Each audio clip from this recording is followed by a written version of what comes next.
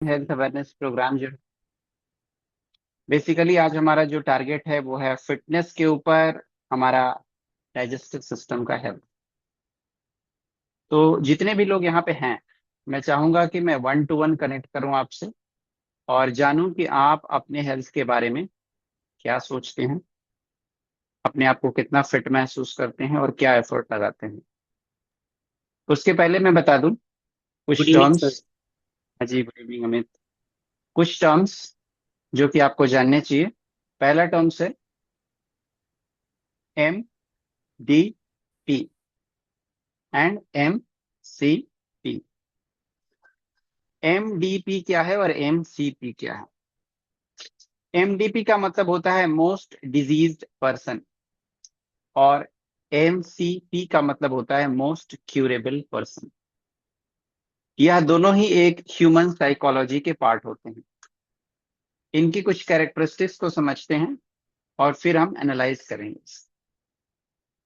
Most diseased person हर वो काम करता है या उसकी मानसिकता हर वो काम करने की होती है जिससे कि वह बीमार रहे। यह जानबूझ करके नहीं होता है, यह मानसिकता होती है, ये ह्यूमन साइकोलॉजी होती है जिसमें इंसान अपने आप को बीमार करने के लिए हर वो काम करता है जिससे कि वो बीमारी में लूप में फंसा रहे, बीमार बना रहे। जैसे कि समय से ना सोना ना समय से उठना, लेकिन इस आदत को बुरी आदत नहीं मानना। अपने मर्जी से जो मर्जी है वो खाना, चाहे वो शरीर को लगे चाहे नहीं लगे, और इस हरकत को अपनी बेस्ट हैबिट मानना। मोस्ट डिजीज पर्सन की कैरेक्टरिस्टिक्स: समय से बिल्कुल भी भोजन नहीं करना, नाश्ता नहीं करना, अपने आप को लीस्ट प्रायोरिटी देना, हेल्थ के ऊपर किए गए इन्वेस्टमेंट को एक्सपेंडिचर समझना, हेल्थ के ऊपर किए गए इन्वेस्टमेंट को एक्सपेंडिचर समझना। यह सारी कैरेक्टरिस्टिक्स हैं मोस्ट डिजीज्ड पर्सन की। मोस्ट डिजीज पर्सन जो होता है वह अपने आप को यूनिवर्स का सबसे बड़ा डॉक्टर समझता है और यूट्यूब और गूगल उसके सबसे बड़े यूनिवर्सिटीज होते हैं। और उसको ये पता होता है कि मेरी हर समस्या का समाधान यूट्यूब में और गूगल में मिल जाता है। जो भी इंफॉर्मेशन वह गूगल या इंटरनेट से निकालता है उसको वो सही मान बैठता है। लेकिन कुछ ही दिनों बाद उसे पता चलता है कि जिस चीज को उसने सही मान करके सही बिलीफ के साथ शुरू किया था वह एक्चुअल में गलत है। और फिर वह एक नया रिसर्च करता है और एक नई जर्नी की शुरुआत करता है। और कुछ दिन बाद फिर उसे पता चलता है कि जिसे उसने सही मान रखा था वो गलत हो गया। और इस लूप में वह फंसा रहता है और बीमार बना रहता है। इसलिए उसे ह्यूमन साइकोलॉजी में मोस्ट डिजीज्ड पर्सन कहा गया है। वो किसी की नहीं सुनेगा, ना वह डॉक्टर की सुनेगा, न हीलर की सुनेगा, न थेरेपिस्ट की सुनेगा। वह केवल और केवल अपनी बात और उसी को सत्य मानेगा। मोस्ट डिजीज पर्सन कभी भी नई चीजों को लर्न नहीं करना चाहता है। मोस्ट डिजीज पर्सन अपने रूटीन में बदलाव नहीं चाहता है। लेकिन सच्चाई यही है कि जो काम आज आप कर रहे हैं और उससे जो भी रिजल्ट आपका निकल रहा है, अगर कल भी वही करते रहेंगे तो रिजल्ट भी आपका वही रहेगा। मोस्ट डिजीज पर्सन के पास नॉलेज की कमी नहीं होती है। उसे पता होता है क्या खाना है, क्या पहनना है, क्या सोना है, कब कहाँ जाना है, सब पता रहता है। लेकिन एक्शन में कुछ भी नहीं आता है। नॉलेज अपनी जगह पर रखी की रखी रह जाती है। तो नॉलेज का रहना और नॉलेज को यूज करने में जमीन आसमान का फर्क है। खाए कौन? मानते हैं सभी? अपने नालो खाएंगे। खट्टा खट्टा जो हो जाता है वो। सभी मानते हैं इसे तो लिखेंगे 1 in the chat box कि नॉलेज का रहना और नॉलेज को एक्शन में डालना ये दोनों अलग अलग चीजें होती हैं। यह जानना कि सुबह सेव खाने से इंसान स्वस्थ रहता है ये नॉलेज है। और सुबह उठ करके सेव खा लेना, यह एक्शन है। यह जानना कि एक्सरसाइज आपको हमेशा हेल्दी रहता है, हेल्दी रखता है, ये एक नॉलेज है। लेकिन हर दिन एक्सरसाइज करना, ये एक्शन है। तो क्या नॉलेज रहने से एक्शन हो जाता है? क्या नॉलेज रहने से एक्शन हो जाता है? हाँ या नहीं? इंटरेक्ट कर सकते हैं आप सभी माइक ऑन करके। मेरा सवाल है कि क्या नॉलेज रहने से एक्शन हो जाता है? नहीं, सेकंड एक्शन करने से होता है। नॉलेज हाँ, ये तो रहने से कॉन्टेक्स्ट एक्शन। वाली होता है है, ना। एक्शन करने से होता मतलब है। कुछ जिसको हम प्रायोरिटाइज करते हैं वो हो जाता है, जिसको प्रायोरिटाइज नहीं करते वो नहीं होता है। रीजन का ज्वाइन करो फटाफट। नहीं रहता। और फिर बिल्कुल किसको सही जाते कहा हैं? आपने। सबसे कम इंसान जो है, सबसे कम प्रायोरिटी किसको देता है? अपने आप को। ओके। मोस्ट डिजीज्ड पर्सन सबसे कम प्रायोरिटी देता है अपने आप को। बाकी सबके लिए उसके पास टाइम होता है। अपने पार्टनर के लिए, अपने बच्चों के लिए, अपने दोस्त के लिए, अपने बॉस के लिए, अपने पड़ोसियों के लिए, अपने फ्रेंड्स के लिए, सबके लिए टाइम रहता है, सिवाय अपने लिए। अभी मैं बता रहा हूं characteristics of most diseased person. आप कितना रिलेट कर पा रहे हैं, ये आपकी अंडरस्टैंडिंग है। मैं तो केवल सच्चाई बता रहा हूं जो ह्यूमन साइकोलॉजी में मैं लोगों को पढ़ाता हूं। मोस्ट डिजीज पर्सन कभी भी टाइम से सोते नहीं है, ना ही उनका टाइम से सोने का कोई रूटीन होता है, ना ही कोई इंटेंशन होता है। जब नींद आ जाए तो सो जाएंगे, कभी 10 बजे, कभी 11 बजे, कभी 12 बजे, कभी नभी नहीं भी नींद आई तो कोई बात। अब यहाँ पर नॉलेज की कमी नहीं है। नॉलेज हर इंसान के पास है कि समय से सोना और समय से जगना, early to bed and early to rise makes a man healthy wealthy and wise. सबको पता है, किसको नहीं पता है? Early to bed and early to rise. लेकिन कितने लोग इसको फॉलो करते हैं? Action part is zero. आपके पास नॉलेज अथाह है, अथाह नॉलेज भरा पड़ा है, लेकिन वो नॉलेज किस काम का है, ये फाइंड आउट करना जरूरी है।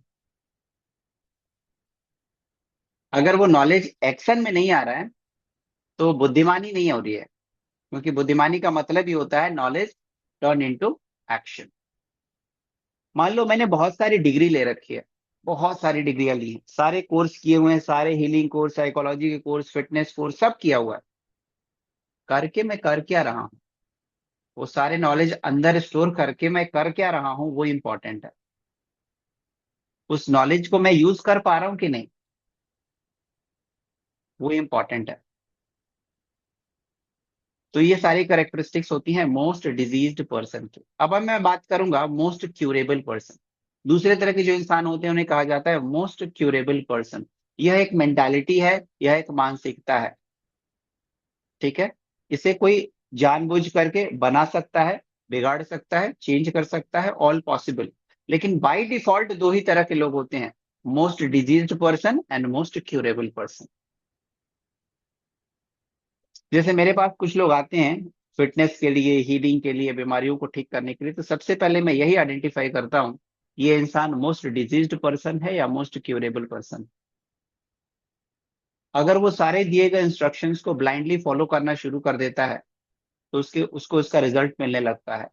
लेकिन अगर वो इन सारे इंस्ट्रक्शन को दरकिनार करके अपनी ही थियरी और अपनी ही रिसर्च पर, अपनी ही लूप में फंसा रहता है, तो मैं उसे समझता हूँ कि मोस्ट डिजीज्ड पर्सन है।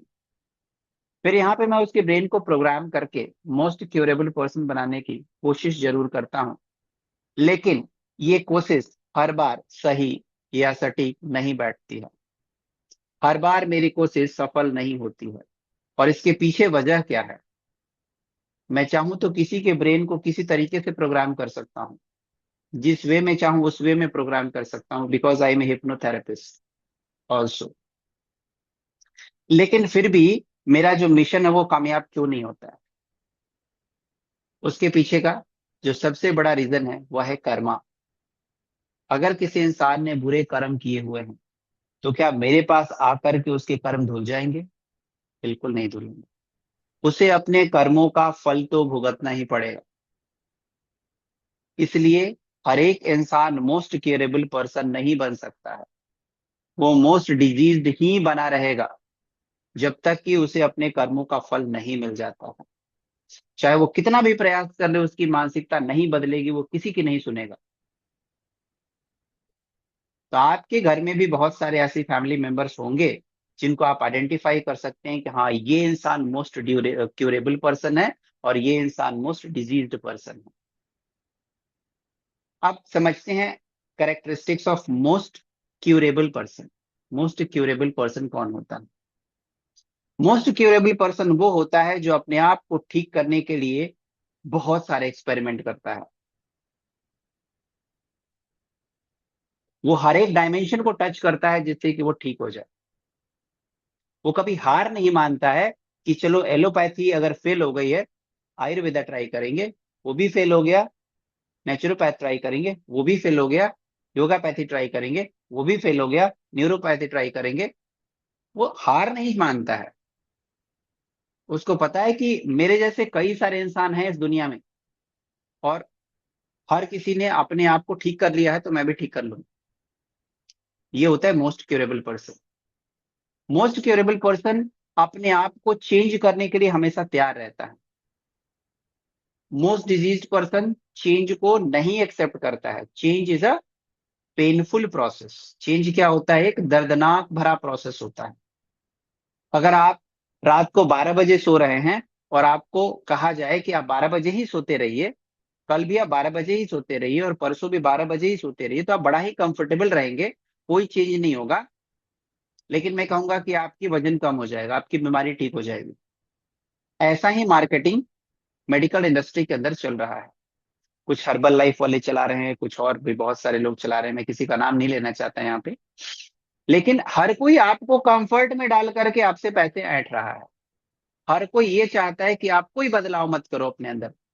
ना आप कोई परहेज करो, ना खाने में बदलाव करो, ना रूटीन में बदलाव करो, ना नींद में बदलाव करो, बस आप मेरी मेडिसिन खाते रहो, आप बदल जाओ। लेकिन वास्तव में कुछ बदलता है क्या? कुछ भी नहीं बदलता है। क्योंकि जब तक आप नहीं बदलेंगे, कुछ नहीं बदलेगा। जब तक आप अपने कंफर्ट जोन से बाहर नहीं निकलेंगे, कुछ नहीं बदलेगा। क्योंकि जो रिजल्ट होता है वह रूटीन के बदलाव में होता है। जब तक रूटीन नहीं बदलेगा, तब तक कुछ नहीं। तो जो मोस्ट क्यूरेबल पर्सन होता है, वो अपनी रूटीन में चेंज लाता है। वह कहता है कि मैं टाइम से सोऊंगा, वो कहता है मैं टाइम से जगूंगा, वो कहता है कि मुझे पता है कि एक्सरसाइज और फिटनेस मेरे लिए जरूरी है, लेकिन मेरे पास टाइम ही नहीं है। मैं अपनी प्रायोरिटी में टाइम को इंक्लूड करूंगा, एक्सरसाइज और फिटनेस को इंक्लूड करूंगा। क्योंकि हर इंसान इस समय नवदुर्गा की तरह 9 हाथों में औजार लेकर के घूम रहा है। एक भी हाथ खाली नहीं है, एक भी घंटा खाली नहीं है, एक भी मिनट खाली नहीं है अपने लिए। कहाँ से खुद के लिए समय निकालें? लेकिन आपको पता होना चाहिए कि एक औजार गिराएंगे तभी फिटनेस एक हाथ में आएगा। एक चीज को छोड़ना पड़ेगा, किसी चीज को सेक्रीफाइस करना पड़ेगा, इसकी प्रायोरिटी बढ़ानी पड़ेगी, तभी फिटनेस आएगी। तो जो मोस्ट क्यूरेबल पर्सन होता है, वह हमेशा बदलाव को एक्सेप्ट करता है। मोस्ट क्यूरेबल पर्सन अपने आप को डिस्कम्फर्ट में रखने से कतराता नहीं है। ज्यादातर लोग वर्कआउट इसलिए नहीं करते हैं कि उसमें दर्द होता है। Fitness is a painful process. और फिर लोग सोचते हैं कि दवा खाना आसान है, दवा खाने में कोई दर्द नहीं है। 10-15 रुपए की एक टैबलेट ली और खा लिया, उसमें कोई दर्द नहीं है। सारा काम दवाई करे, मसल भी दवाई बिल्ड करे, पेट की डाइजेशन भी दवाई ठीक करे, रातों की नींद भी दवाई ठीक कर दे, मुझे कुछ ना करना पड़े। डॉक्टर साहब कोई ऐसी दवा दे दो कि ढंग से नींद आने लगे, कोई ऐसी दवा दे दो जिससे कि मेरी गैस, मेरा कॉन्स्टिपेशन ठीक हो जाए, कोई ऐसी दवा दो कि मैं सुबह आराम से उठ जाऊं। सब दवाई करे। लेकिन जब तक आप दवा पे डिपेंड रहेंगे, आप खुद कुछ नहीं करेंगे। लेकिन जो मोस्ट केपेबल पर्सन होता है, वो दवा पे डिपेंड नहीं रहता है। वो खुद पे डिपेंड रहना पसंद करता है। वो खुद एक्शन लेता है, वह खुद फिट रखता है। फिटनेस उसकी चॉइस होती है। एक दिन भी अगर फिटनेस मिस हो जाए तो उसे गिल्ट होने लगता है, अरे यार आज फिटनेस मिस हो गया। आज यामिनी नहीं है क्या? आज मैं यामिनी से बात कर रहा था, यामिनी ने कहा कि सर मेरा एक दिन छूट गया ना, रात भर नींद नहीं आया गिल्ट के मारे। ये है मोस्ट क्यूरेबल पर्सन, कि जिस दिन फिटनेस नहीं हुई तो रात भर नींद नहीं आ रही है। तो ये निशानी है, ये करेक्टरिस्टिक्स है मोस्ट क्यूरेबल पर्सन के। यहीं से डिसाइड होता है कि आप अपनी बीमारियों में रहेंगे या बीमारियों से बाहर निकलेंगे। आप आइडेंटिफाई कीजिए अपने फैमिली मेंबर्स को। आपकी फैमिली में कौन कौन मोस्ट क्यूरेबल पर्सन है और कौन मोस्ट डिजीज्ड पर्सन है। कौन अपने आप को ठीक करने का पूरा प्रयास कर रहा है और कौन कौन केवल दवाइयों से प्रयास की उम्मीद लगाए बैठा है, डॉक्टर से उम्मीद लगाए बैठा हुआ है कि दवाइयां एक दिन ठीक कर देंगी मेरा थायराइड, दवाइयां एक दिन ठीक कर देगी मेरा गैस कॉन्स्टिपेशन, की आस लगाए बैठा हुआ है। और इस तरह से कई साल पे साल, साल पे साल निकलते चले जा रहे हैं। आइडेंटिफाई कीजिए अपने फैमिली मेंबर्स, क्योंकि अवेयरनेस से ही बदलाव आता है। First thing is awareness. मैं 1 घंटा यहाँ पे बैठ करके अवेयरनेस की ही बात कर रहा हूँ, ताकि आप सभी के अंदर अवेयरनेस आ। ठीक है, तो एक एक करके मैं लूंगा आपके सवालों को। आप कैसे अपने फिटनेस को आइडेंटिफाई करते हैं और क्या करते हैं अपने आप को फिट करने के लिए, और जो भी कर रहे हैं उसे आपको रिजल्ट मिल रहा है या बदलाव की जरूरत है। ठीक है, बदलाव की जरूरत है या नहीं है।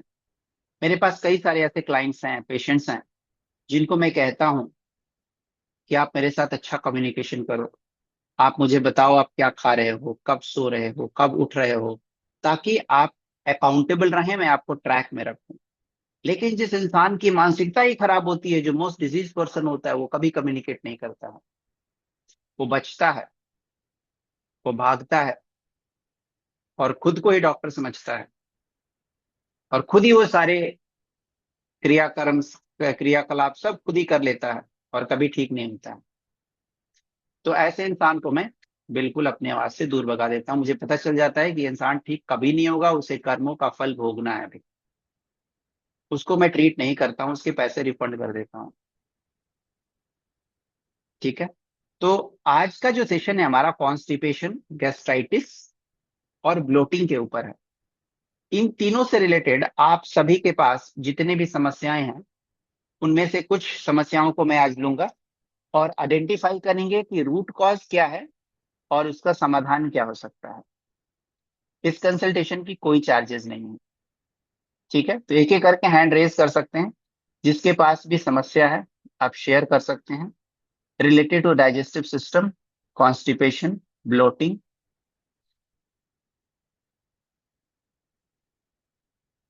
और अगर कोई नहीं पूछना चाह रहा है, इसका मतलब मैं मान सकता हूं कि किसी के पास कोई भी समस्या नहीं है, सभी बिल्कुल फिट हैं। ओके, रश्मिता ने हैंड रेज किया है, देखते हैं रश्मिता का सवाल। Good evening sir. हाँ जी, गुड इवनिंग। सर जैसे आपका पूरा जो आपने डाइट चार्ट दिया है, मैं पूरा उसे फॉलो करती हूँ। जैसे पहले मुझे थोड़ा सा गैस्ट्रिक और ब्लोटिंग जैसे प्रॉब्लम हो रहा था अभी, लेकिन 1-2 साल से तो कुछ नहीं, वो डाइट फॉलो करके। और जैसे वो क्या होता है कि जैसे कभी कभी ऐसा होता है कि घर में राजमा चावल या फिर कुछ तड़के या फिर कुछ ऐसे जो बहुत स्ट्रॉन्ग बीन्स जो होते हैं सर, वो लेने के बाद सेकेंड डे कुछ नहीं होता है, उसके अगले दिन थोड़ा सा कॉन्स्टिपेशन मुझे होता है जब भी मैं यूज करती हूँ। तो क्या इसका रीजन मुझे नहीं पता चल रहा है कि वो अच्छे से डाइजेस्ट नहीं हो रहा है या फिर मुझे सूट नहीं कर रहा है। इसी वजह से मैं थोड़ा उसे कम कंजम्पशन करना ठीक समझती हूँ। तो इसका क्या मुझे रीजन नहीं पता चल रहा है। ओके, यहाँ पे मैं बता दूं कि जो ह्यूमन बॉडी है, वह सबकी यस। बॉडी अलग अलग है, और सबकी वात पित्त और कफ की जो प्रकृति है वो अलग अलग है। ठीक है, लेकिन घर में भोजन तो एक ही बनता है सबके लिए, चाहे किसी का वात बैलेंस हो, चाहे पित्त मिसबैलेंस हो, चाहे कफ बैलेंस हो। भोजन तो एक ही बनता है। कभी ये ना ये देख के नहीं बनाया जाता है कि अच्छा तुम्हारा वात खराब है, तुम्हारा कफ खराब है, तो तुम ये भोजन खाओ और तुम ये भोजन ना खाओ। अगर घर में 8 से 10 फैमिली मेंबर हैं, सबके लिए एक ही भोजन बनेगा और सबको एक ही भोजन खाना है। भले ही यस। किसी के शरीर भले ही किसी के शरीर में कैल्शियम की कमी है, किसी को ये नहीं कहा जाएगा तुम्हारा कैल्शियम कम है तो ये फ्रूट खा लो, या ये ड्राई फ्रूट खा लो तुम्हारा कैल्शियम कम है। तुम्हारे शरीर का विटामिन B12 है तो तुम अपने भोजन में ये भी इंक्लूड कर लो, ऐसा कभी नहीं कहा जाता है। राइट। चाहे आपके शरीर में किसी भी चीज की कमी हो, भोजन सबके लिए एक ही बनेगा। ऐसा ही होता है ना। तो आपके शरीर में जो भी कमी है, आपका जो भी वात पित्त कफ जो भी मिसबैलेंस है, उसके हिसाब से शरीर चीजों को एक्सेप्ट करती है और रिजेक्ट करती है। तो हर एक शरीर के इंसान में कुछ भोजन ऐसे होते हैं जो कि सूट करते हैं और कुछ भोजन सूट नहीं करते हैं। हम्म। तो ये चीज सबसे पहले आइडेंटिफाई करना है कि मेरा शरीर, जैसे कि मैं अपनी बात करूं तो मेरा शरीर मूंगफली को एक्सेप्ट नहीं करता है। क्यों नहीं करता, इसका कोई रीजन नहीं है। नहीं करता है इसका मतलब मेरी शरीर की ये प्रकृति है। अगर थोड़े से इतने से मूंगफली से मैं ज्यादा खाऊंगा तो पेट में वो कॉन्स्टिपेशन क्रिएट करेगा। भले ही मैं कितना ही वर्कआउट कर लूं, 8-8 घंटे वर्कआउट कर लूं, लेकिन शरीर को वो मंजूर नहीं है। इसी बात को हम्म। समझना और एक्सेप्ट करना जरूरी है कि मेरे शरीर को क्या एक्सेप्ट नहीं। जो चीज शरीर एक्सेप्ट नहीं कर रहा है उसको नहीं देना। ये बिल्कुल जिद नहीं करनी है कि ABC जो है उसको एक्सेप्ट कर रही है शरीर, वो खा पा रहे हैं, हम क्यों नहीं खा पा रहे। तुलना नहीं करना है। राइट। Yes sir. तो आप अपने बॉडी के इंटेलिजेंस को समझिए, एक्सेप्ट कीजिए, और वो उन चीजों को अपने बॉडी से दूर कर दीजिए जो चीजें आपकी बॉडी एक्सेप्ट नहीं कर रही है। सर घर में कोई खाता है तो क्रेविंग तो होती है ना। हाँ। क्रेविंग तो होती है, लेकिन यही तो ब्रेन का कंट्रोल है कि अगर मुझे पता है कि सामने वाला अगर जहर खा रहा है, राइट, तो मेरा भी मन कर रहा है। क्योंकि हम सबके पास एक मिरर न्यूरॉन होते हैं आंखों में। जो चीजें हम देखते हैं वो खाने का मन करेगा। आगे अगर मैं अभी आप सभी के सामने एक कटोरी मैगी लेकर के खाऊं, 90% गारंटी में देता हूं सबके मन में ये इच्छा जागृत हो जाएगी कि कल तो मैगी खाना है। क्योंकि हमारा मिरर न्यूरॉन काम ही ऐसे करता है, आंखें जिस चीज को देखती है उसे क्रेविंग होने लगती है खाने की। इसलिए मैं कहता हूँ कि घर में वो चीज रखना ही नहीं है। जिसके घर में तो जितना कचरा है सब बाहर फेंको। सर अभी तो कोर मसल ट्रेनिंग चल रहा है, तो आप बोल रहे पत्थर भी पच जाएगा, तो पचता क्यों नहीं है फिर? क्योंकि मैं वही कह रहा हूँ कि कुछ चीजें ऐसी होती हैं जिसे शरीर एक्सेप्ट नहीं करता है, उसको पचाने की कोशिश नहीं करनी है। ऐसी 2-4 चीजें हैं जिसको अगर शरीर नहीं एक्सेप्ट कर रहा है तो नहीं कर रहा है। पत्थर पचाना का मतलब है कि पत्थर पच जाएगा लेकिन मूंगफली नहीं पच रही है। इसका मतलब क्या है कि बॉडी मूंगफली को नहीं एक्सेप्ट कर रहा है, पत्थर एक्सेप्ट करके पचा ले रहा है। राजमा पच जा रहा है, मटर पच जा रहे हैं, मूंगफली नहीं पच रही है। तो इस चीज को एक्सेप्ट करना जरूरी है। हम इससे फाइट करने लग जाते हैं, क्यों नहीं होगा, क्यों नहीं पचेगा। तो फाइट नहीं करना है, एक्सेप्ट करना है बॉडी को। बॉडी के अंदर एक इंटेलिजेंस है। आपकी बॉडी के अंदर एक बहुत ज्ञानी ध्यानी इंसान बैठा है जो आपको कहता है भाई ये चीज करोगे तो ये खराब होगा। लेकिन नहीं, अब बहुत सारे शुगर पेशेंट से मैं मिलता हूँ, पता है कि शुगर पेशेंट को चावल नहीं खाना चाहिए, लेकिन बिना चावल खाए पेट भारी नहीं होता, और पेट भारी नहीं होता तो नींद नहीं आती, इसलिए चावल खाना पड़ता है। तो एक तरफ से इंसुलिन का इंजेक्शन डालते हैं और एक तरफ से चावल डालते हैं, वो सब न्यूट्रलाइज कर देता है, सब बराबर हो जाता है। यस रश्मिता, आपका क्वेश्चन हो गया, आंसर मिल गया आपको। Thank you sir. तो क्या सर और लिमिटेड पोर्शन में कंजप्शन कर सकते हैं, जैसे 1-2 स्पून अगर ले लेते हैं? मुझे इतना जितनी पसंद भी नहीं है, हाँ थोड़ा सा जितनी जैसे करेंगे आपकी वो। बॉडी एक्सेप्ट कर रही है, आपको वो चीज पता होना चाहिए कि मेरी बॉडी कितना एक्सेप्ट करती है। Okay sir. एक दिन 2 दिन खाएंगे तो आपको पता चल जाएगा। मुझे पता है कि मुझे 20 से 25 ग्राम मूंगफली एक्सेप्ट करती है, उसके उससे ज्यादा होगा तो एक्सेप्ट नहीं करेगी। तो खुद के पैटर्न को आइडेंटिफाई करना है कि मेरी बॉडी कितना किस चीज को कितने मात्रा में एक्सेप्ट कर रही है। हाँ sir, as a literature student हम यहाँ पे जो ईगो सुपर ईगो वाला कंसेप्ट हम यहाँ पे यूज कर लेती हूँ कि कितना मुझे यहाँ मुझे खाना है, लेकिन वो लिमिटेड पोर्शन में खाओ ताकि वो मुझे नेगेटिवली अफेक्ट ना करे। Very good. Thank you so much sir. Welcome Abhishek. Yes sir. Sir मुझे कभी कभी कॉन्स्टिपेशन के इश्यूज होते हैं। बट सर मुझे ये नहीं पता, जैसे अभी आपने बताया कि बॉडी इंटेलिजेंस, जैसे आपने अपना एग्जांपल दिया कि आपकी बॉडी को जो मूंगफली है वो एक्सेप्टेबल नहीं है। बट सर ऐसे मुझे नहीं समझ में आता कि मेरी बॉडी को क्या नहीं एक्सेप्टेबल है। और ओके, ये तो मैं बताता हूँ कि कैसे आइडेंटिफाई करें कि आपकी बॉडी क्या एक्सेप्ट कर रही है और क्या एक्सेप्ट नहीं कर रही है। उसके लिए आपको एक जर्नल मेंटेन करना पड़ेगा। जर्नल बोले तो डायरी मेंटेन करनी पड़ेगी। और जो भी आप भोजन लेंगे, उस भोजन को करने के बाद आप कैसा फील कर रहे हैं, उसको नोट डाउन करना होगा। जैसे कि आज सुबह में आपने भिंडी की सब्जी खाई और रोटी खाई, 7 बजे खाया, 7 से 10 के बीच में आप कैसा फील कर रहे हैं? क्या कॉन्स्टिपेशन हो रहा है, ब्लोटिंग हो रही है? इसका मतलब कि या तो रोटी से हो रहा है या भिंडी से हो रहा है। ठीक है। अब अगले दिन नाश्ते में भिंडी को बदल देंगे, करेला को लेके आ जाएंगे। और फिर चेक करेंगे दूसरे दिन कि आज करेला और रोटी खाई है, क्या आज भी कॉन्स्टिपेशन हुआ है? इसका मतलब कि या तो रोटी या तो करेला। ठीक है। एक एक पे हम एक्सपेरिमेंट कर रहे हैं। तीसरे दिन हमने लौकी की सब्जी खाई और रोटी खाई नाश्ते में, और फिर चेक किया कि कॉन्स्टिपेशन हो रहा है कि नहीं हो रहा है। तीसरे दिन पसंद नहीं, आज तो नहीं हो रहा है। तो ये कंफर्म हो जाएगा कि रोटी में प्रॉब्लम नहीं थी, क्योंकि रोटी तो आज भी खाई है। प्रॉब्लम भिंडी में थी और करेले में थी। बॉडी उस चीज को अभी एक्सेप्ट नहीं कर रहा है। समझ पा रहे हैं? Yes sir. तो अपनी बॉडी के इंटेलिजेंस को अंडरस्टैंड करना है। ऐसा नहीं है कि अगर आज बॉडी भिंडी एक्सेप्ट नहीं कर रही है तो कल भी नहीं करेगी। अगर कोई प्रॉब्लम है, वो प्रॉब्लम खत्म हो जाएगी, वो उसको एक्सेप्ट करना शुरू कर देगी। फिर भी अगर नहीं कर रही है तो अपने लाइफ से उसको हटा देना है, नहीं खाना है। बट सर ऐसा हमेशा ही होता है, सारे ही खाने के साथ होता है, तो वहां पर कुछ समझ में नहीं आता। हाँ, अब यहाँ पे क्या है कि एक एक्सपर्ट के गाइडेंस की जरूरत है। राइट। क्योंकि आप खुद से अगर आइडेंटिफाई नहीं कर पा रहे हैं, तो एक एक्सपर्ट की राय इसमें लेनी जरूरी है कि अगर सारे भोजन के साथ पानी के साथ भी होने लगा है। बहुत सारे लोग कहते हैं सर पानी खाते हैं तो भी होता है, कोई भी सब्जी खाते हैं तो भी होता है। इसका मतलब कि बॉडी के अंदर जैसे ही आप भोजन डालते हैं, शरीर के अंदर इन्फ्लेमेशन इतना ज्यादा है कि जैसे ही कोई फूड उस इंटेस्टाइन के कांटेक्ट में आता है तो इन्फ्लेमेट होने लगता है, आग लगने लगती है, जलन होने लगती है, कॉन्स्टिपेशन होने लगता है। तो इसको सीरियसली रिजॉल्व करने के लिए कुछ दिनों तक एक्सपर्ट के गाइडेंस में वो फूड लेने हैं जो कि नॉन एसिडिक होते हैं।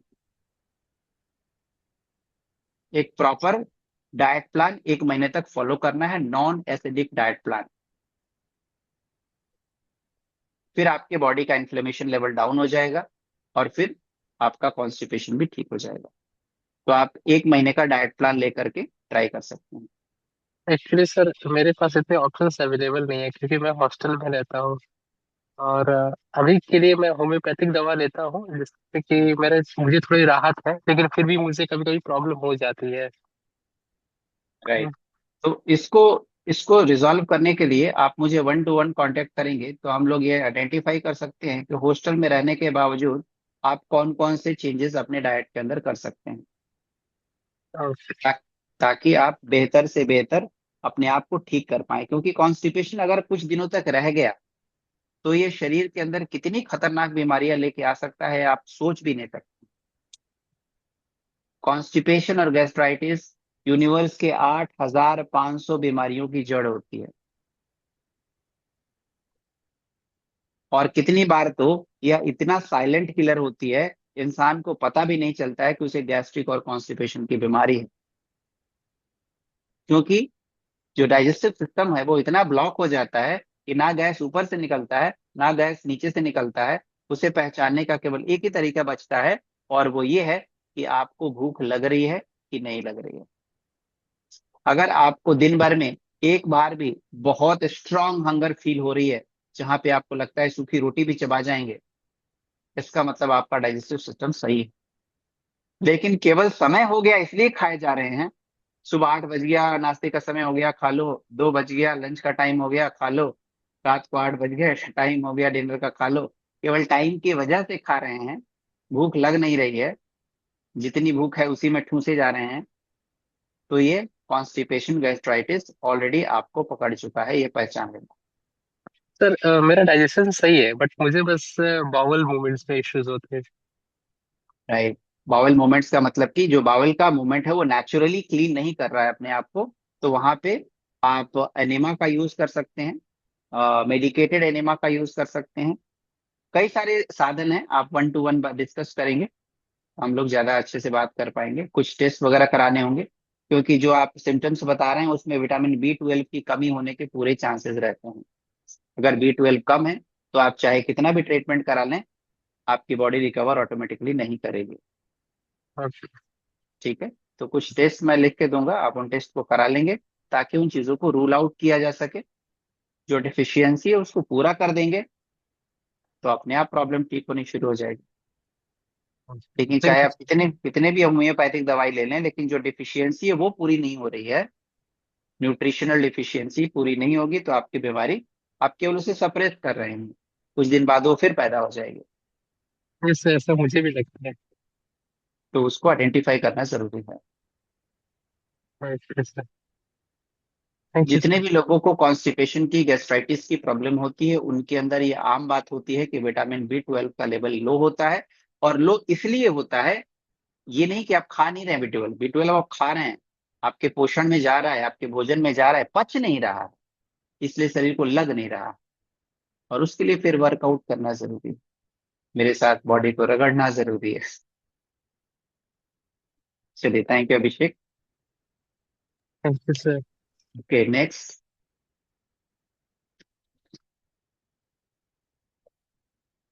और कोई शेयर करना चाहता है या कुछ पूछना सर चाहता है? मेरा तो कॉन्स्टिपेशन बाउल मूवमेंट्स का प्रॉब्लम नहीं है। एक्चुअली इश्यूज है मेरे साथ, थोड़ा सा यूनिक सा है। सर अभी बाहर का खाना सर ऐसे साइकोलॉजिकली ऐसा हो गया है कि बाहर का खाना जहर है बोल के ऐसा हो गया है, तो क्रेविंग्स तो ज्यादा नहीं होता है। पर कभी कोई शादी में खा लिए या किसी का घर में जाए तो बहुत ज्यादा ना बोलेंगे तो फिर कोई दूसरा ऑफेंड हो जाता है, तो फिर कभी खा लेते हैं। अपने घर में कोई बहुत प्यार से ऑफर कर रहा है तो उसको खाना पड़ता है। पता नहीं सर साइकोलॉजिकली हो या जो भी हो, बॉडी तुरंत मतलब रिएक्ट करना शुरू कर देता है। मतलब जो भी गया अच्छा नहीं साइकोलॉजिकली, गया। Psychologically, it's all psychologically.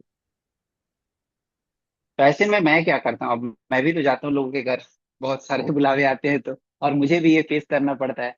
और सबसे बड़ा चैलेंज तो ये होता है कि लोगों को घर जाते ही सबसे पहले वो जहरीली चाय ला के दे देते हैं। तो ऐसे में जब भी आप किसी के घर जाएं, तो पहला तो ये उनको थोड़ा सा नॉलेज दे के आना है। चलो आज हम लोग नींबू की चाय पीते हैं। दूसरा चीज, जो भी जहरीली चीज आपके पास आ रही है खाने के लिए, उसको कम से कम क्वांटिटी में कंज्यूम करना है, क्योंकि आपको पता है सामने वाले को अवेयरनेस नहीं है। आजकल अवेयरनेस होना, अवेयरनेस को अप्लाई करना बहुत बड़ा कॉम्प्लेक्स है। अगर किसी के घर आप खाना खाने जाए, जैसे मान लो किसी के यहाँ बर्थडे पार्टी है, तो मैं सबसे पहले अपने घर में खा लेता हूँ, फिर जाता हूँ।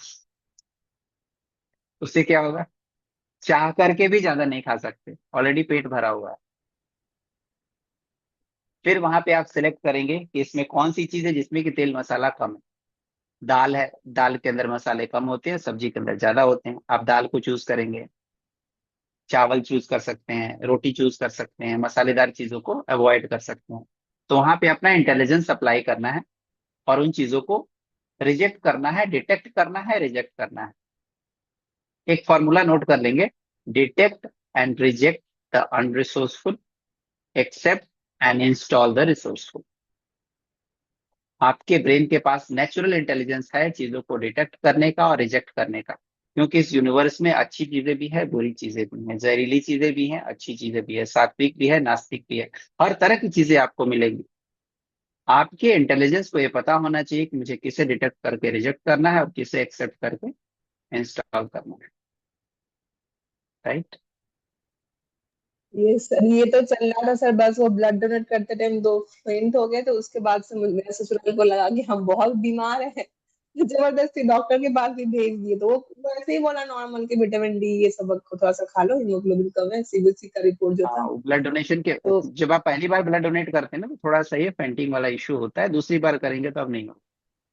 सर वो डॉक्टर हमको अंडरवेट बोला बोला कि 5 किलो आपको बढ़ाना है, पर ऐसे BMI में जो नॉर्मल चेक करते हैं तो ऐसा वो उस रेंज में आ रहा है, सही आप रेंज पे एकदम आ रहा है। परफेक्ट है, आपका BMI एकदम WHO के स्टैंडर्ड के हिसाब से। WHO को आपको वेट को देख करके BMI डिसाइड करना चाहिए। तो वो आपको बोला आप 5 किलो अंडरवेट है, खाओ बहुत अच्छे से। आपको अपना इंटेलिजेंस से आपको बीएमआई कैलकुलेटर ओपन करना है, उसमें अपना वेट हाइट डाल करके देख लेना है कितना है। कोई जरूरी नहीं कि कोई डॉक्टर आपसे कह रहा है तो 100% उसको सही मान लिया जाए। कितने बिल्कुल सारे सर। लोग तो डॉक्टर्स की बातों को सुनकर के शिकार बने बैठे हैं। मेरे पास कितने सारे ऐसे थायराइड के पेशेंट आते हैं जिनको कोई भी थायराइड नहीं है, लेकिन फिर भी पिछले 10 सालों से गोलियां खाए जा रहे हैं। क्यों खा रहे हो भाई बिना बीमारी के? डॉक्टर ने बोला है।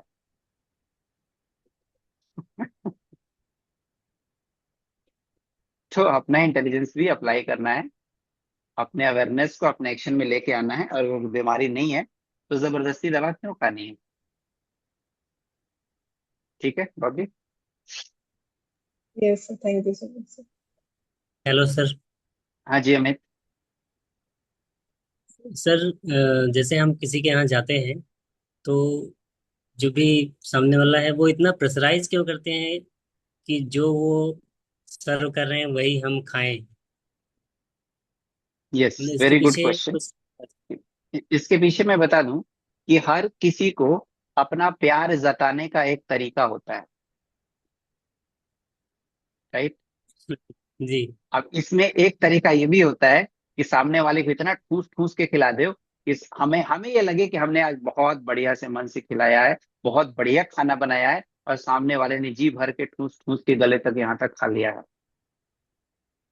इसमें सामने वाले को खुशी मिलती है, मजा आता है, और उनको प्यार दर्शाने का ये तरीका होता है,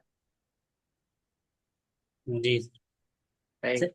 एक ही सर और समझ आती है हमको कि हम्म। जैसे कि जो जो भी है सामने वाला व्यक्ति, मैं मान लीजिए होस्ट हूँ, तो वो हमसे डिफरेंट क्यों है।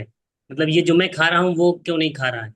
ये रीजन भी हो सकता है कि मेरे जैसा क्यों नहीं है, या डिफरेंट क्यों बिल्कुल, सोचता है, डिफरेंट खाता क्यों है।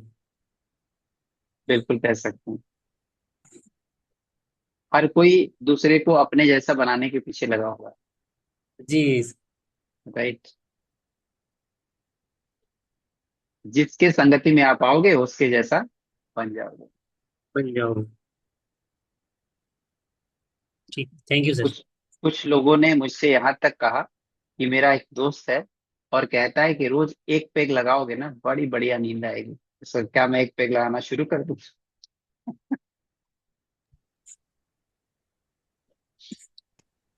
तो आप जैसे एसोसिएशन में रहेंगे वैसे वैसे इन्फ्लुएंस आपको होते चले जाएंगे।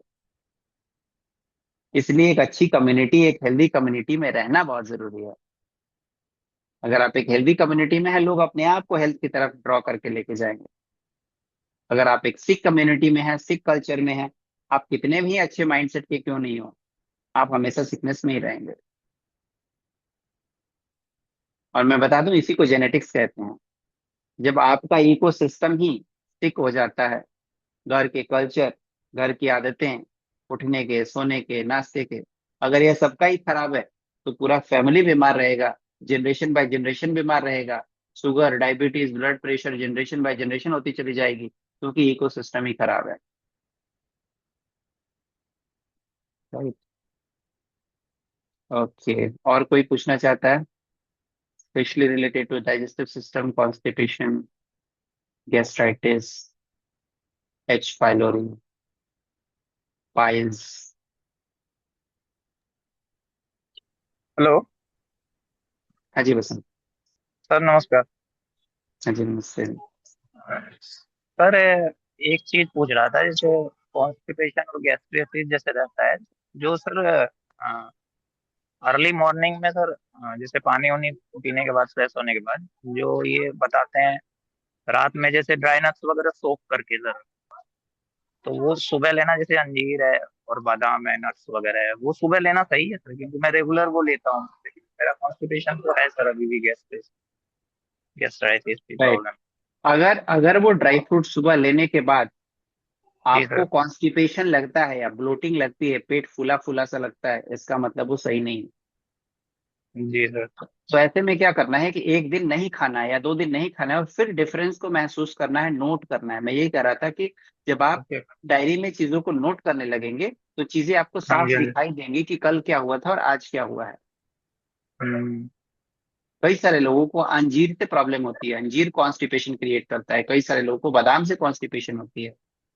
तो जब ओके मैं ओके। एक्सपेरिमेंट करता हूँ तो मैं कहता हूँ कि एक दिन बादाम खाओ, दूसरे दिन बादाम मत खाओ, दूसरे दिन अंजीर खा के देखो। चेक करो कि क्या अच्छा चीज बॉडी को एक्सेप्ट हो रही है, क्या चीज एक्सेप्ट नहीं हो रही है। आइडेंटिफाई करो, अपने शरीर को समझो। जी जी जी। शरीर, पेट के, आप मुंह नहीं ना कि पेट बोलेगा कि हाँ ये चीज मैं एक्सेप्ट कर रहा हूँ। आपको सिम्टम को आइडेंटिफाई करके नोट करना है, रीड करना है बॉडी को। जो चीज आपको फायदा दे रही है उसको बार बार रिपीट करना है, और जो चीज आपको लग रहा है कॉन्स्टिपेशन क्रिएट कर रही है उसको रिजेक्ट करना है।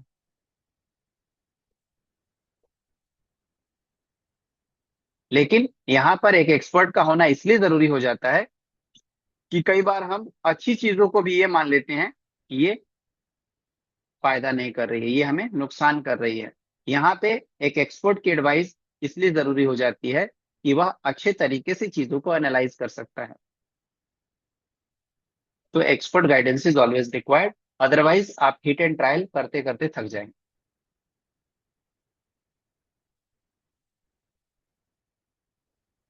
ओके, ये किसी ने सवाल पूछा है, आप नाम भी लिख देंगे नीचे जिसने भी ये सवाल पूछा है। सर, कोई खाना खाने से गैस्ट्रिक प्रॉब्लम हो जाती है और स्टमक में जलन बहुत होती है। मैं बता दूं कि ये जो जलन है ये हमारे शरीर की प्रकृति है। अगर हमारे पेट में जलन ना हो, आग पैदा ना हो, तो हमारे अग्नाशय के अंदर खाना सड़ेगा। खाना, आयशा, खाना पचेगा नहीं, खाना सड़ेगा। इसलिए आग का लगना जरूरी है, गैस का बनना जरूरी है। लेकिन कई बार हम एंटी एसिड लिक्विड ले लेते हैं, एंटा एसिड, पैन 40, ये सब वो मेडिसिन है जो पेट की गैस को डाउन कर देते हैं, कम कर देते हैं, जिसकी वजह से आपको कुछ देर के लिए राहत तो मिल जाती है, लेकिन आपके पेट की गैस क्रिएट करने की जो नेचर होती है वही कम हो जाती है, एफिशिएंसी कम हो जाती है, जिसकी वजह से पेट में कम गैस बनने लगती है और खाना धीरे धीरे सड़ने लगता है, जिसकी वजह से जलन और ज्यादा बढ़ने लगती है। तो आप आइडेंटिफाई करें कि क्या आप गैस की दवाइयाँ खाते हैं, क्या आप एंटा एसिड लेते हैं। हाँ, देखो मैंने पहचान लिया, आपकी मेडिसिन चल रही है। जितनी मेडिसिन खाएंगे, जितनी एंटा एसिड खाएंगे, उतनी ही जलन बढ़ती चली जाएगी, उतना ही इन्फ्लेमेशन बढ़ता चला जाएगा, और ये आपके ब्लड में ESR वैल्यू में रिप्रेजेंट होगा। आप जब ESR टेस्ट कराएंगे तो आपका ESR बढ़ा हुआ आएगा। ESR का मतलब होता है एरिथ्रोसाइट सेडिमेंटेशन रेट। यह बॉडी के अंदर कब बढ़ जाता है? जब शरीर के अंदर इन्फ्लेमेशन ज्यादा होने लगता है और पेट की गैस असमय निकलने लगती है। पेट के अंदर गैस कब निकलना चाहिए? जब आप भोजन करेंगे। RH फैक्टर 35% है आपका, तो इसमें बहुत ज्यादा इन्फ्लेमेशन हो गया है ऑलरेडी, और आप जितनी दवाइयाँ खाएंगे, जितने एंटा एसिड खाएंगे, उतना ही ये बढ़ता चला जाएगा। ये कभी ठीक नहीं होगा, ये मेरी पूरी गारंटी है। आप यूनिवर्स की कोई भी मेडिसिन खा लेंगे, ये केवल और केवल आपके इन्फ्लेमेशन को बढ़ाएगा। ओके, तो इसमें करना क्या है? दवा पे डिपेंडेंट कम रहना है, और अपने बॉडी के इंटेलिजेंस को पहचानना है कि बॉडी क्या चीज एक्सेप्ट कर रही है और क्या चीज रिजेक्ट कर रही है, और उसके हिसाब से डाइट को फॉलो करना है। ठीक है, अभी मैं अपना नंबर यहाँ शेयर करूंगा, वहां से नंबर लेकर के आप मेरे साथ कांटेक्ट करके बॉडी के उन टेस्ट को करेंगे जिसमें कि बॉडी के अंदर डिफिशियंसी है। अगर विटामिन B12 कम है उसको पूरा करेंगे, डी कम है उसको पूरा करेंगे, जिस चीज की डिफिशियंसी है उसको पहले पूरा करेंगे। दूसरा चीज, अगर आपकी बॉडी एक्स्ट्रा गैस क्रिएट कर रही है, इन्फ्लेमेशन क्रिएट कर रही है, तो आप कोर मसल स्ट्रेंथनिंग एक्सरसाइजेस करेंगे, जिसकी वजह से आपके कोर के जो मसल है, नाभि के चारों तरफ के जो मसल है, वो मजबूत बन जाएंगे। मजबूत बनेंगे तभी वो अपना फंक्शन इंप्रूव कर पाएंगे। अदरवाइज अगर वो लूल्हा लंगड़ा बने रहेंगे, पैरालाइज्ड रहेंगे, तो आप क्या एक्सपेक्ट करते हैं कि दवाइयां खा के वो मजबूत हो जाएंगे? दवाइयां खा के मजबूत होना तो यूनिवर्स में हर कोई इकट्ठा कट्टा होता है, राइट? मैं वही कह रहा हूँ कि ठीक कैसे होगा। ठीक करने के लिए पहला कि आपको टेस्ट कराने होंगे कुछ, जिसके अंदर कैल्शियम के, लिपिड प्रोफाइल के, कोलेस्ट्रॉल के, शुगर के, ये सारे टेस्ट आपको कराने होंगे जो मैं आपको प्रेस्क्राइब करूंगा। अगर टेस्ट के अंदर कोई डिफिशियंसी आती है, उस चीज को ज्यादा लेना शुरू करेंगे, अपने फूड में, डाइट में ज्यादा इंक्लूड कर लेंगे। अगर बहुत ज्यादा डिफिशियंसी होगी, कुछ उसमें सप्लीमेंट को ऐड करना पड़ेगा, कुछ हर्ब्स को ऐड करना पड़ेगा। दूसरा काम ये करना पड़ेगा कि मेरे साथ 1 घंटा रोज वर्कआउट करना पड़ेगा। कोर मसल का भी वीक चल रहा है, पूरा 21 डेज का पूरा प्रोग्राम चल रहा है। अगर आप इमीडिएटली शुरू करेंगे तो आप अपने कोर मसल को मजबूत बना पाएंगे। आपके इंटेस्टाइन, आपके पैनक्रियाज, आपका लिवर अगर मजबूत हो जाएगा तो जो भी रिसेंट टेस्ट कराया है मैं अभी नंबर शेयर करूंगा, उस पर आप अपने टेस्ट को शेयर कर देना आयशा, ठीक है। तो अपने कोर मसल को मजबूत बना लेंगे, डाइजेस्टिव सिस्टम स्ट्रांग हो जाएगा, फिर आपको मेडिसिन की जरूरत ही नहीं पड़ेगी। अदरवाइज आप इस मेडिसिन के शिकार अगर हो गए तो फिर रिवर्स करना बड़ा मुश्किल हो जाता है। इसलिए यह जरूरी है कि अगर आप गलत ट्रेन पे चढ़े हुए हैं, जितना जल्दी उससे उतर जाएंगे रिटर्न जर्नी उतनी ही आसान हो जाएगी। गलत ट्रेन हमेशा आपको गलत डायरेक्शन में लेके जाती रहेगी। तो अगर आपको पता है कि मैं मेडिसिन ले रही हूँ और उससे मुझे फर्क नहीं पड़ रहा है, महीने 2 महीने हो चुके हैं फिर भी कोई फर्क नहीं पड़ रहा है, इसका मतलब वो ट्रेन गलत है, उस ट्रेन को चेंज करने की जरूरत है, ठीक है।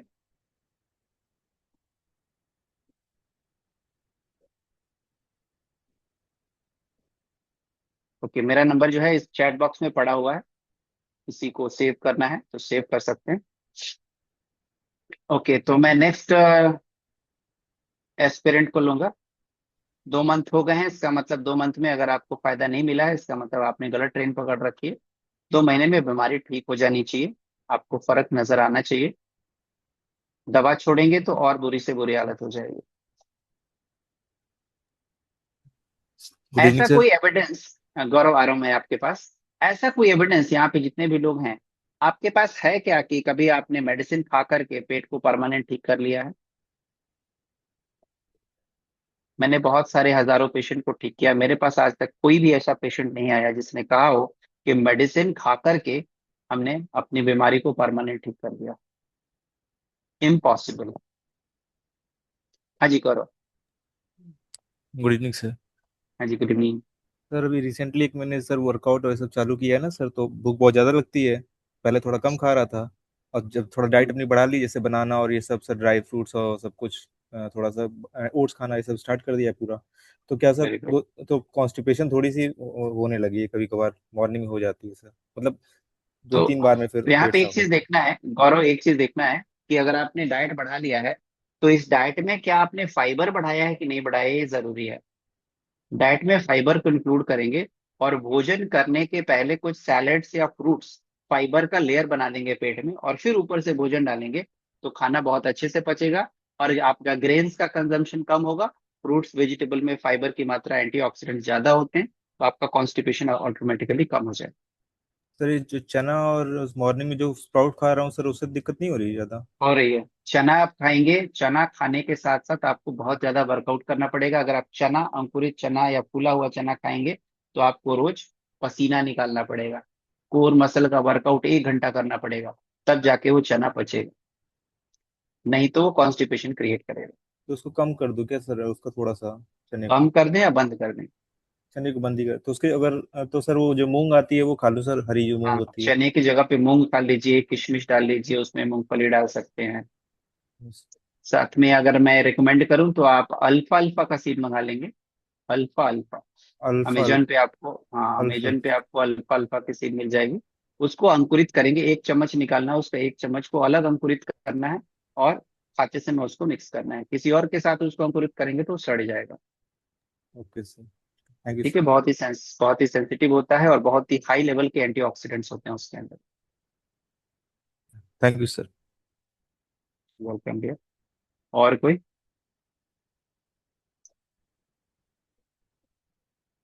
स्पेशली जिनको कॉन्स्टिपेशन की, पेट की प्रॉब्लम हो रही है। हाँ जी रश्मिता। सर जैसे मैंने आपसे बात भी किया था बहुत टाइम पहले, ये सर 2 years एगो मुझे थोड़ा पाइल्स का प्रॉब्लम हुआ था, कुछ इंडाइजेशन की वजह से वो आया था। लेकिन वो विद इन मंथ वो ठीक भी हो गया था। जो आपने इंस्ट्रक्शन बताया मैंने उसको फॉलो किया था, वो ठीक हो गया था। कभी कभी जो ऐसे होता है कि खाने की गड़बड़ की वजह से जिस दिन कंस्टिपेशन होता है उस दिन थोड़ा सा मुझे पेन होता है, स्पेशली ड्यूरिंग साइकिल। उस टाइम पे मुझे थोड़ा सा वो पेन फील होता है, मतलब कुछ ना भी खाऊं या फिर कोई इंडाइजेशन भी नहीं, गैस्ट्रिक भी नहीं, फिर भी वो कॉन्स्टिपेशन जैसा ही फील होता है, वो मोशन थोड़ा टाइट होता है। ऐसा क्यों होता है सर? साइकिल के टाइम पे ही वो। इसका मतलब कि आपने अपने प्रॉब्लम को 100% फील नहीं किया। अगर बीच बीच में अगर वो आ जा रहा है, इसका मतलब वो पूरी तरह से क्योर नहीं हुआ है। तो एक बार फिर से अपनी जर्नी को शुरू करेंगे और एक टारगेट सेट करेंगे कि अगले 3 महीने तक मुझे अपने डाइट को इस तरह से मेंटेन करना है कि इस 3 महीने में एक दिन भी कॉन्स्टिपेशन नहीं होगा। क्योंकि अगर कॉन्स्टिपेशन हो रहा है तो घाव को जिंदा कर देता है। जैसे कि मान लो कि आपको हाथ पे घाव हो रखा है, और जैसे ही आधा सूखता है, एक बंदर आकर उसको नोच देता है, तो क्या होगा, वो घाव फिर से जीरो पे चला जाएगा और फिर से सूखना शुरू होगा। पहले से राहत जरूर मिलेगी, लेकिन वह घाव हरा हो गया। 4 दिन बाद फिर कोई आके नोच ले रहा है, तो उससे क्या होगा, आप पूरी तरह से ठीक नहीं हो रहे हैं। तो गैस और कॉन्स्टिपेशन में भी यही होता है। आप 10 दिन तक अच्छा डाइट मेंटेन करते हैं, फिर आपको लगता है कि अब अच्छा हो गए हैं, और फिर एक दिन समोसे और जलेबी दबा लेते हैं, और फिर उसके अगले दिन फिर गैस बन जाती है, और फिर आप जीरो पे चले जाते हैं, और फिर जीरो से शुरू करते हैं। 10वें दिन आते आते अगले दिन फिर आपने मैगी और पास्ता खा लिया, पिज्जा खा लिया, किसी पार्टी में चले गए, बोले ये तो अवॉइड करना मुश्किल है, फिर से जीरो पे चले गए। और ये लगातार बना रहता है, और इंसान कहता है हम तो रोज अच्छा ही भोजन करते हैं, रोज घर का ही भोजन करते हैं, फिर भी ठीक क्यों नहीं हो रहा है। आप रीजन समझ पा रहे हैं? Yes sir. तो एक तपस्वी की तरह आपको 2 से 3 महीने तक लगातार एक सिंगल डाइट पर, जो आपको मोस्ट परफेक्ट मोस्ट सुटेबल लगता है, उसे फॉलो करना पड़ेगा। उसके बाद पूरा ठीक हो जाए, उसके बाद आप कुछ गलत भी खाएंगे तो आपको गैस नहीं बने। ठीक है सर। Thank you. चलो मैं अपनी जर्नी थोड़ा सा शेयर करता हूँ, तब तक और किसी को सवाल पूछना हो, कि मेरे पास 4 मिनट और बचे हैं। मैं इस फील्ड में, मेडिकल फील्ड में तभी आया जब मैं बहुत ज्यादा परेशान था। मेरे पेट के अंदर अल्सराइटिस कोलाइटिस और पता नहीं क्या क्या हो गया था, क्योंकि काफी कैंसरस था। और मेरे लिए पानी भी पचाना मुश्किल था, पानी पीने पे भी गैस बनती थी। लेकिन लगातार परिश्रम करने से, लगातार डाइट को कंट्रोल करने से कम 2 साल लगातार स्ट्रिक्ट डाइट पर मैं रहा, और कम से कम 1 साल मैंने कोर मसल वर्कआउट किया था, 1 year continuously.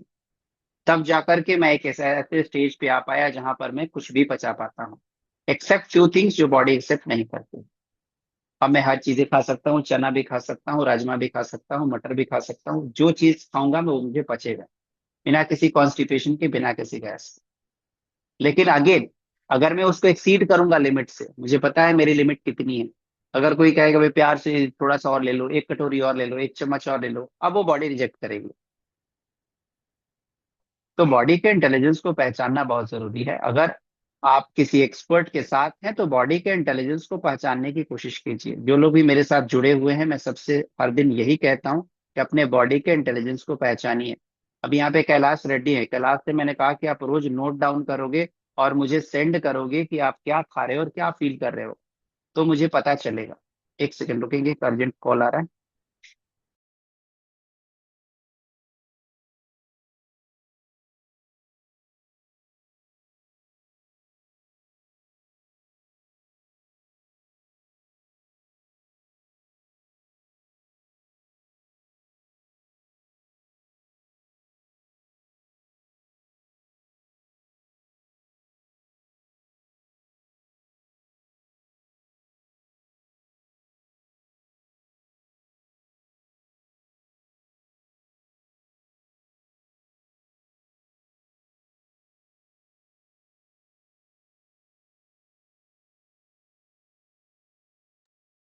Yes.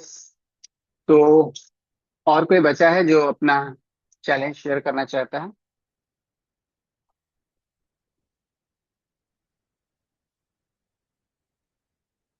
Anybody else?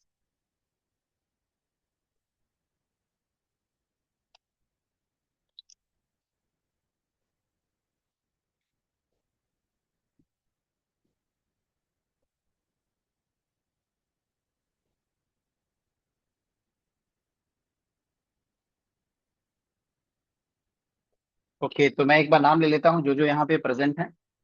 अगर आप लोगों में से कोई अपने एक्सपीरियंस को शेयर करना चाहते हैं, सक्सेस जर्नी? जैसे कि नेहा के बारे में मुझे पता है, नेहा की हालत बहुत खराब थी कॉन्स्टिपेशन को लेके। तो नेहा आपने कैसे ठीक किया, ब्रीफ में 1 मिनट में कवर करेंगे। यस सर, हाँ मैंने तो बहुत सालों तक सफर किया है कॉन्स्टिपेशन से। और एक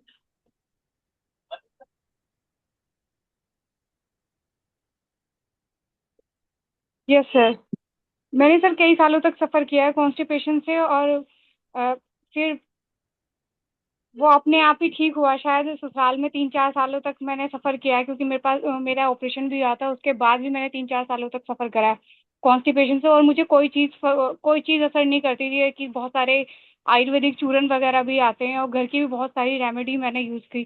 कि दवाई मैंने कभी कोई कॉन्स्टिपेशन की ली नहीं। लेकिन मुझे किसी चीज से कोई आराम नहीं लगा। फिर अपने आप ही ऑटोमेटिकली जैसा मेरा मन मन लगना शुरू हुआ धीरे धीरे, या मेरी प्रॉब्लम जो थी वो धीरे धीरे ऑपरेशन के से जैसे मैं धीरे धीरे उभर रही थी, तो शायद वो खुद ही ठीक हो गई थी। 2-3 साल से ठीक था कॉन्स्टिपेशन बिल्कुल सर। लेकिन गैस एसिडिटी बहुत ज्यादा थी, बहुत ही ज्यादा थी सर, एक्सेस में थी बिल्कुल। कोई दवाई असर नहीं करती थी बिल्कुल भी।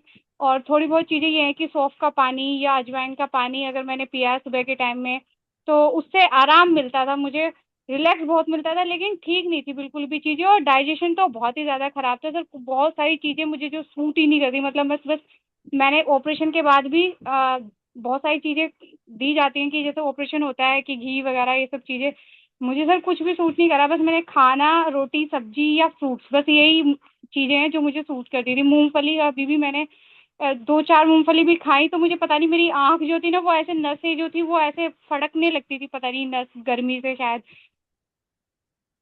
कुछ भी गर्म चीज खाया मैंने, सर्दी में भी कभी 2 बादाम खाए होंगे तो तुरंत मुझे एलर्जी हुई है। मतलब मुझे कुछ भी सूट नहीं करता था खाना, रोटी सब्जी, दाल रोटी हरी सब्जी, और फिर फ्रूट्स के अलावा।